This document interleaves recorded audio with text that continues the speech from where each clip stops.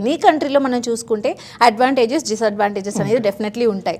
So మరి when it comes to Kyrgyzstan అక్కడ మనకి స్టూడెంట్స్ ఫేస్ చేసే డిసడ్వాంటేజెస్ ఏమై ఉంటాయంట? ఇప్పుడు డిసడ్వాంటేజెస్ అంటే ఏంటంటే అండి, బాగా ఒక 2-3 months అనేది స్నోఫాల్ ఉంటుంది ఎక్కువగా. సో ఏంటంటే ఒక 10 అడ్వాంటేజ్లు ఉన్నప్పుడు 1-2 డిసడ్వాంటేజెస్ కూడా ఖచ్చితంగా ఉంటాయి. సో ఆ 2-3 months అనేది పిల్లలకి కొంచెం -degreesలో టెంపరేచర్ అనేది ఉంటుంది. స్టిల్ దానికి ప్రికాషన్స్ మేము తీసుకుంటాము. వాళ్ళకి జాకెట్స్ ప్రొవైడ్ చేయడం కానీ, రూమ్లో కానీ క్లాస్ రూమ్స్లో కానీ హీటర్స్ అనేవి ఉంటాయి. సో ఆ ఒక్కటి తప్పితే మిగతా ఇంకా డిసడ్వాంటేజ్ అనేది ఇంకేమీ లేదనమాట. అది సో అసలు ఈ ఎడ్యుకేషన్ టైప్లో అబ్రాడ్ ఎడ్యుకేషన్లో కన్సల్టెన్సీ ఎంతవరకు రోల్ ప్లే చేస్తుంది అంటారు? ఇప్పుడు ఏంటంటే అండి, స్టూడెంట్ జాయిన్ అవ్వాలి అనుకునేటప్పుడు ఎలా అయినా జాయిన్ అవ్వచ్చు. కన్సల్టెన్సీ త్రూనే వెళ్ళాల్సిన అవసరం లేదు. లైక్ మీరు కొంచెం పేరెంట్ ఆర్ స్టూడెంట్ కొంచెం ఎడ్యుకేటెడ్ అయ్యి ఉండి వాళ్ళకి నాలెడ్జ్ బాగా ఉంటే వాళ్ళే డైరెక్ట్గా వీసా చేసుకొని ఫ్లైట్ టికెట్స్ పెట్టేసుకొని యూనివర్సిటీకి వెళ్ళి అక్కడ కూడా జాయిన్ అవ్వచ్చు.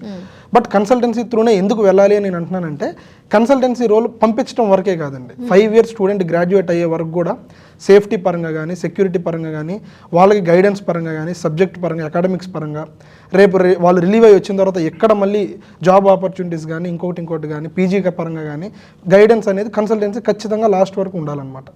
సో రైట్ కన్సల్టెన్సీని చూస్ చేసుకోవడం అనేది ఇంపార్టెంట్ థింగ్.